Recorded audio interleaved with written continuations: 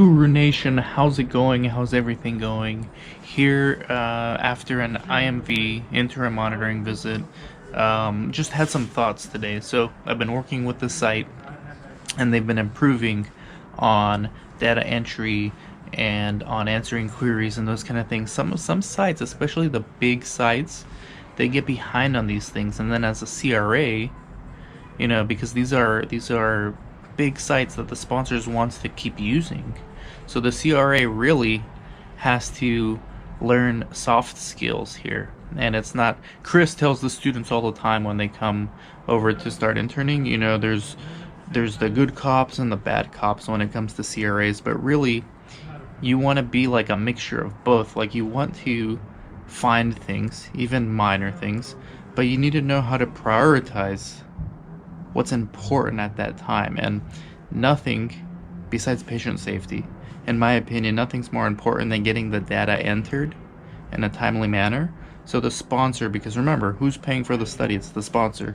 So the sponsor at the end of the day wants data. That is the final deliverable, is the data. So you got to develop these soft skills with your coordinators, and then they have to feel like you're actually working with them and not against them, because you're going to get a lot more buy-in in the long run. You may struggle in the short run because you're not putting constant pressure on the coordinator like the sponsor may want, but it's a balancing act. You eventually, if you truly help the coordinator and truly know how to use these soft skills to persuade. Okay, I talk about sales all the time. It's crazy to think of a CRA as a salesperson, but when you're convincing a site, whether it's a coordinator or a PI, to enter data or to answer queries, guess what you're doing? You're persuading, you're influencing, you're selling.